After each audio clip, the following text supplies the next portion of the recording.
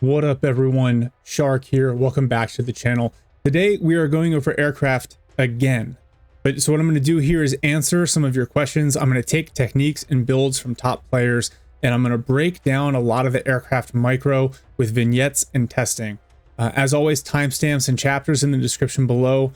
Also, I want to shout out barmery.net. I think if you have questions about this game, about detailed unit, map, or match stats, check that website out. They also have super helpful game guides from myself and other content creators on YouTube. And without further ado, let's get into it, starting with how to dodge missiles. The first thing that we got to talk about when it comes to dodging missiles, ECM, decoys, etc., and this is prompted by a lot of your guys' questions. Actually, throughout testing, I was able to determine one very scary thing. Maneuver doesn't mean anything when it comes to dodging missiles. So as you can see in the example I have in the background, I have an Su-33 here. It has no ECM, and I've used all of the flares. And you can see it is getting hit by every single missile the S-300 is shooting. So keep that in mind. Maneuver, changing altitude, using afterburner, turning into the missile, turning away from the missile, doesn't matter. Your airplane is going to get hit 100% of the time if it doesn't have ECM, if it doesn't have decoys, or it can't otherwise break line of sight. This test is Su-33 again, so no ECM, but this time it has its flares, it has its decoys. And as you can see, the flares actually do lure away a couple of missiles, but a couple things to note.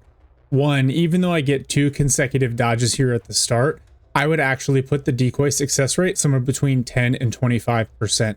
It's not a huge sample size, but in all of my testing, you'd have a couple situations where the airplane would do well with the decoys, and then a couple where it gets hit regardless. The other thing to note about decoys is that preemptive decoys don't do anything. Remember, this isn't the real world. You're not going to fool the SAM tracking radar or the infrared on the missile before it launches.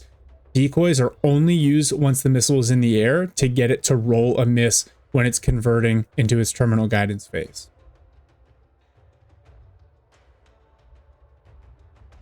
Another example here, this time with an Su-27, which has ECM. ECM and decoys, no guarantee that the airplane is actually going to dodge the missile. One other thing that I want to highlight though, and it's hard to tell, missiles can sometimes, when you have decoys, detonate near the airplane but not register a full hit. In that case, you'll see partial damage. That might be why sometimes a one-shot anti-air system doesn't immediately one-shot an airplane. You can see this a lot with helicopters as well, when the Stinger detonates in the flares and not on the skin of the aircraft. Just something to keep in mind. And then one final example here with the F-35. It's got the most ECM for any airplane in the game. It's got good stealth. Once it's spotted though, the stealth really doesn't matter. It just comes down to ECM and flares. And again here, you see 2 of the 4 missiles hitting the jet. So it all comes down to RNG, but you can significantly improve your chances by combining ECM, flares, and minimizing detection. Bottom line, when it comes to dodging missiles, only decoys and ECM truly matter. So if you're out of decoys, just send your airplane back to base because you're not going to be able to dodge the missiles. Maneuver and afterburner are really only good for helping you break line of sight and break the range of the enemy SAMs and air-to-air missiles.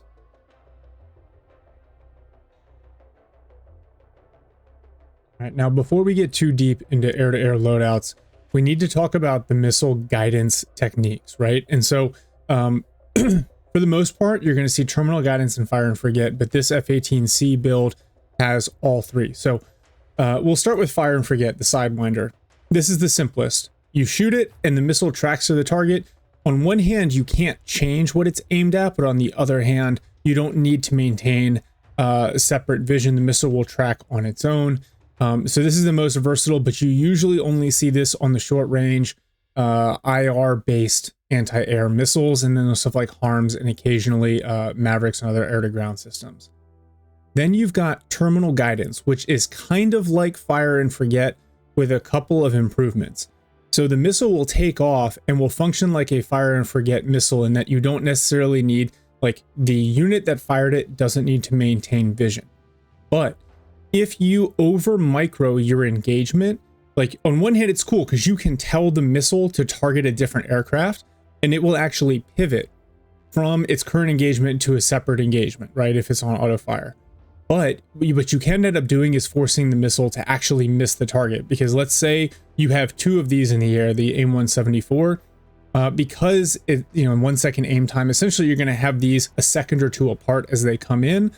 And the risk is if you right click on an enemy aircraft that's other than the one that you're already targeting, both missiles will now attempt to divert to that aircraft because they're terminal guidance, which means you still have a data link with the missiles. And if you do that too late, you can actually force your missiles to miss. So don't over micro these. I'll show you here in a minute the best way to kind of employ these. And then the third variety are semi-active. And these are the least valuable, especially in air-to-air combat. Like, you don't need to carry these. You can carry AMRAAMs instead, which are terminal guidance and a lot faster for only 10 points more. The Sparrow, honestly, just don't use it, right? Because semi-active means that your aircraft has to maintain vision and target lock on the enemy aircraft for this missile to continue to track. It's a really bad idea. It's going to force you to over pursue, get in the range of enemy SAMs, or eat a couple incoming missiles. Not a good choice. So I'd stay away from semi-active.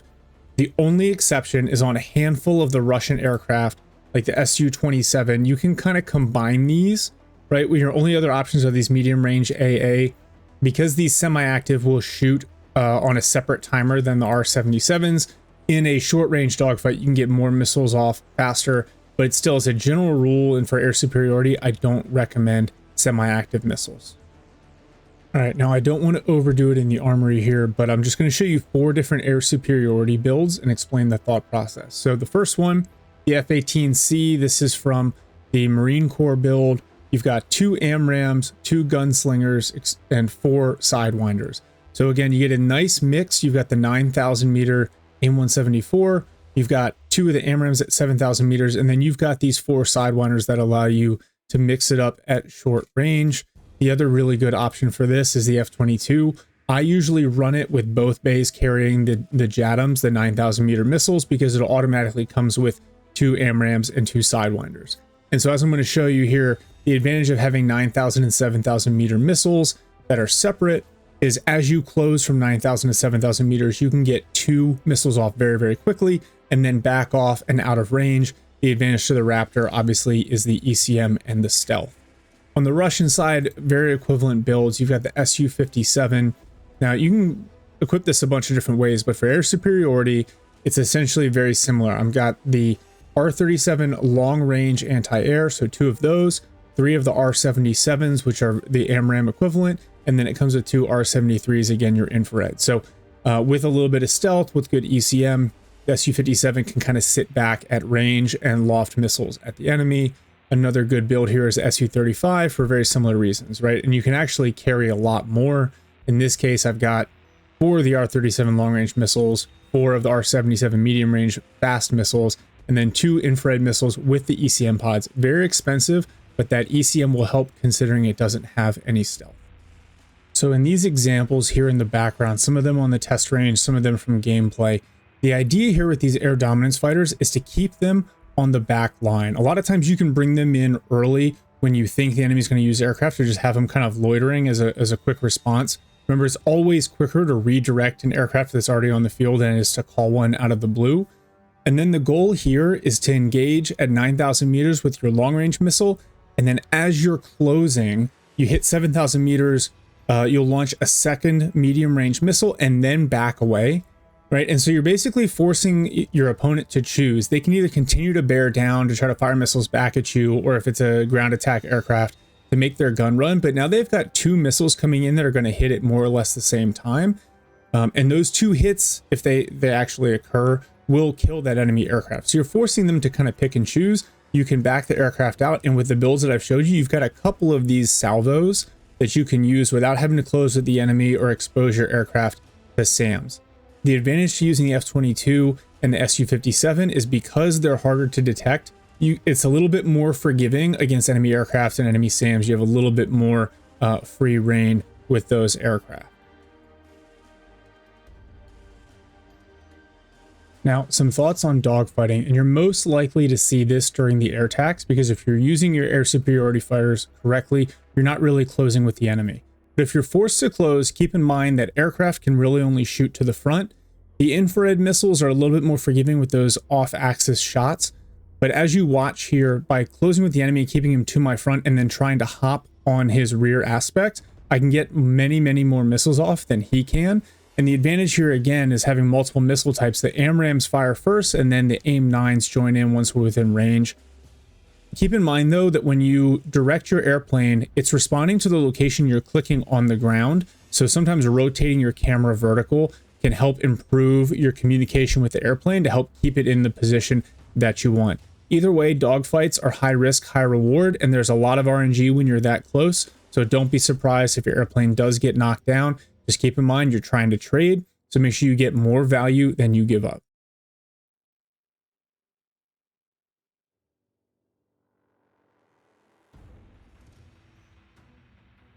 Okay, now we're going to talk about air-to-ground loadouts and roles, and specifically some of the cheaper, more missile-guided aircraft, right? So on the Russian side, the best example is the Su-24MP with 4 of the KH-25 MLs. It comes with a bonus KH-31, which is an anti-radiation missile, but these are similar to Mavericks, right? So they're fire and forget. They can be laser designated. They target vehicles.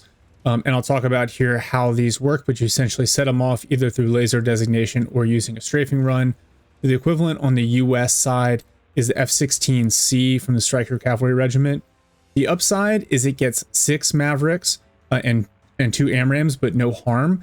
I have this with the fuel tank build, again, because it gives you some additional like loiter time. You can have one of these hanging out in the back, waiting for an armored push to come in and make the strike. The way you want to use these aircraft is you have them loitering in the back line, you identify an enemy armored push, you have them come in at low altitude, and then you give them a strafing run command. Now the upside to this is for the strafing run, they'll only pop up at the last second, and then they will shoot their fire and forget missiles at any vehicles they can see. If you have recon to laser designate, you can shoot them at low altitude, but the best thing to do is just to make sure you have visibility on a number of vehicles. These missiles deal really well with heavy armor, and so you can almost always get an advantageous trade like this.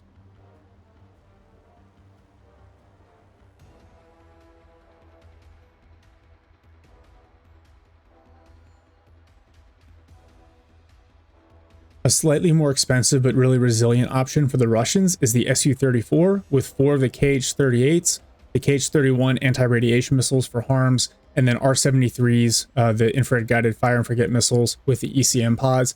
At 420 points, it's a lot, but it can do some serious damage. It's got good ECM, it's got good flares, etc. Another option on the US side is the A-10 with the 6 Mavericks, the ECM pod, and the AIM-9s. You can also opt to add rockets with this loadout, which essentially just improves the gun. I'll show you a demo here briefly. One last thing while we're in this category, a couple of you asked me about airborne rockets, and think of them as an extension of the gun. They're still used in strafing runs, and they actually do a better job of penetrating the lighter armored vehicles. So you can see in some of these examples, they chew through artillery but still struggle against the heavier armor. So I think if you're going to use the missiles for like an A-10 or any of the Russian equivalents, having a rocket pod on there can be helpful because it's a strafing run construct. And again, the advantage of the strafing run is the airplane pops up just before it needs to execute, as opposed to popping up as soon as you give the order, which is what it does in precision strike. So consider using the rockets to get a little bit more anti-vehicle firepower, especially if you're not always going to use it against the heaviest enemy armor.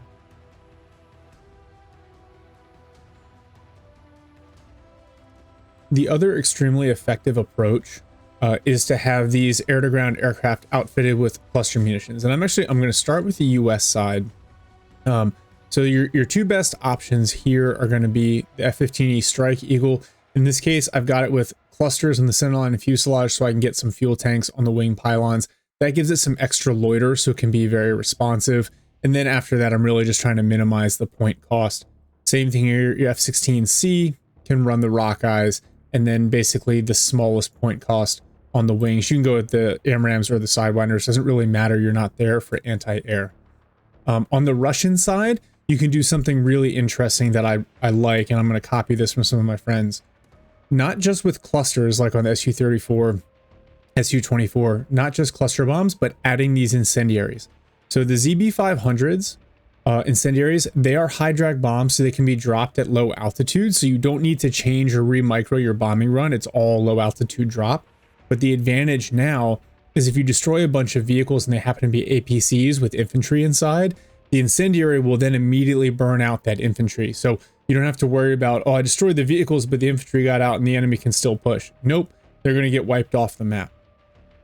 And again, the best way to use these aircraft is to have them kind of loiter when you first see an enemy armored push or you're suspecting one's coming. Have them loiter in the back, and then you want to bring them in, and the best way to do so is at low altitude on afterburner and ideally parallel to the enemy's front line. You get the drop off, and 320 points seems like a lot, but if you kill one Abrams with this, you've already made up the point total. And if you kill 2 or 3 because your enemy is clumped up, it's completely worth it, and it's a huge point swing. So you don't always have to try to get these airplanes to survive, but if you do make the bombing run parallel to kind of that forward line of troops, it makes it easier for you to turn back under friendly lines and get back without this getting shot down. You get a little bit of luck, a SAM misses, and you can surprise yourself and get these aircraft back to base. And one final point here, the advantage of the cluster munitions is that you don't need constant sight. Like with the missiles, you don't need something to spot for you. If you know they're there, you can just drop in the spot and get kills. But again, you want to have the aircraft loitering and ready for the max responsiveness. If you call it in when the enemy armor is already on top of you, you might get some kills, but it's going to show up late, and then you might also suffer some losses as a result of it. Another option that might be more viable, depending on your specialization, are cruise missile heavy builds. Right, so here you got the MiG-29 with a couple of cruise missiles, the Tu-22 with a couple of cruise missiles. On the US side, the best options here are the F-15EX, which can carry 5. Very expensive, but and then the Nighthawk, which can carry 2. So pretty quick, you can get these guys in and out, and then a lot of times you just launch from the back, and so there's no real risk of you losing the platform. It can be an option for fire support in specializations that don't have a lot of innate artillery, like special operations or the coastal troops options from the Russians. Okay, so Seed has been absolutely beaten to death in this game. There are a couple of different ways you can go about it. One is to have specialist aircraft, and you usually see this actually more on the US side, but there are a couple options on the Russian side. The MiG-35 can carry 4 anti-radiation missiles. The Su-24 is very cheap, can come in with 3 anti-radiation missiles and get out. A similar approach on the US side would be to bring in the Prowler, but here's what I don't like: the Prowler, and here's why. It comes with 4 harms, but it's very slow. And so at lower levels, yeah, you can suppress enemy air defenses, you can force them to shut down their radar. But at higher levels, this approach isn't all that useful because the enemy will have layered air defense. And essentially what will happen is all 4 of those missiles will go out, they won't kill anything because they'll get shot down en route. The Prowler will survive, but to be really effective, you got to get in tight, and the Prowler is just too slow and not maneuverable enough to make this work. So on the US side, what I really like, the F-16 CJs, which you can equip with 2 harms, but they already come with 2 on them. These jets are a little bit faster. You can bring these in a pair because they're still relatively cheap. Keep them low, keep the harms turned off until the last second. Just launch a crazy salvo, and then afterburner to get out of there can be really effective. The other option here, which I'll talk about a little bit, is the F-35A with the Stormbreaker harm combo. I really like this because the harm gives it a little bit of protection, but then the Stormbreakers are great for picking off enemy anti-air units. On the Russian side, you can bring in your Su-57 with a couple of harms and then an anti-air package. It's a nice multi-role fighter that can defend itself really, really good for the air attacks, because as soon as the enemy sets up their Patriot Pack 2s, you've got harms to deal with those. You've got your long-range anti-air missiles to deal with the fighters. So it can be really nice early on in the game. Now, the F-35 with the Stormbreakers is nice because you can use those bombs against pretty much everything but the heaviest tanks, and it works really well if you get some laser designation, but usually you can use the harm to suss out enemy anti-air and then follow up with the precision run with the Stormbreakers. The one thing you got to keep in mind, and this is with all high-altitude drop bombs, as soon as you give the order to drop the bomb, the aircraft will pop up to that high altitude. It doesn't wait until the last minute like with a strafing run. So keep that in mind. Pop up at the last second. give the afterburner order so your aircraft will make the drop sooner, and then again, drop to low altitude and get out of there. And then lastly, I know some of you out there are going to be like, Shark, what about dropping bombs from aircraft? And here's the thing, there are some good platforms for it. The F-35, again, is probably the best one just because it's so stealthy. It has great ECM. You can get in, make your drop, and get out. And a 2,000-pound JDAM will do a ton of damage even to armored vehicles, especially when laser designated. Another option here is the F-16V, which you can make a lot cheaper by throwing the 2,000-pounders on there with some fuel tanks. The thing to keep in mind, though, is the precision drop bombs are not super forgiving against armored targets, and they don't deal with massed targets. So you're potentially asking for a trade, and it's not a mass casualty producing weapon in the same way that a cluster munition or a missile run is. So I tend to shy away from these, but I've seen people use them really, really effectively. It's just not my play style, so keep it in mind. It's an option for you, but it can be a little bit trickier to use. And then, because several of you have asked about the Spooky, the Ghost Rider build, basically the AC-130 here. Look, it can be an option, but it's kind of a meme unit, right? The best use case for this is you have some spare points in your deck and you can afford it, and it's good for snuffing out pushes along your back line. You combine it with a little bit of reconnaissance, and you just knock out those sneaky sniper units that are trying to creep in and spot towards your spawn. I've also seen videos of people doing a spooky rush at the start of the game. They get immediate air superiority and then they flood the field with these AC-130s. The problem, though, is this doesn't last because your enemy will react. Even if you kill everything on the field, his upkeep goes to nothing, so they can start to flood with more air-to-air fighters, and these aircraft are essentially defenseless. That said, they are relatively cheap. So at 210 points, if you kill 2 sniper teams with them, you've essentially made up your cost. So keep that in mind. It's a little bit of a meme, but it can be useful, and those are really the only good use case for it is clearing your backlines of infiltrator units. All right, and then 2 things here before we close out. One is that there is potentially some value in having super cheap aircraft that just trade effectively. From the Marines, having a Harrier with 4 AMRAAMs and 2 sidearms for only 220 points. It's not super survivable, but if you kill an enemy aircraft, you win the trade battle. Prowlers kind of along the same lines, the night attack with some Mavericks, right? You don't have to kill much to make it completely worthwhile because they're so cheap. And then, of course, I have a buddy who his entire air column on one of his decks is just an F-22 and a B-2 with a nuke. And sometimes, when used properly, the nuke is all you need. Didn't want to lose those guys. Oh boy, there it is. Oh my god, I almost got shot down. Well, that was effective. Yeah, it stopped the push. Just 1 Terminator left. All right, so quick recap. Remember, maneuver does nothing to help you dodge missiles. Sorry to all you Top Gun aces out there. Keep your aircraft loitering in the rear to help with rapid response for when you really need them. The timing can take some thought, but as a general rule, having your airplanes up for the last 2 to 3 minutes of each phase is a good place to start. Don't multi-roll your aircraft unless you are a micro god. Make sure you have them set up with either low altitude bombs, missiles for strafing runs combined with rockets maybe, anti-aircraft, or a seed setup. Don't multi-roll unless you really, really know what you're doing. Don't use your aircraft for things that other units are better suited for, right? You can have cruise missiles in your build, you can have precision bombs, but if you have artillery as an option, that might just be better for fire support for your ground units. Know what each one of your platforms is for, and only ask it to do that thing. You will run yourself into trouble trying to get your bombing aircraft with a single AIM-9 to deal with an enemy aircraft or helicopter. Trade, trade, trade. Know the value of the enemy units and make sure that you're only willing to give your aircraft away for more than it's worth. And then finally, communicate with your teammates. That's the best way to make sure that your seed runs or your air support makes the most sense. All right, that is all that I've got. As always, hit me up in the comments. Let me know what other questions you have or what I missed in this video. Don't forget to check out barmery.net for unit stats. And that's it. We'll see y'all in the next one.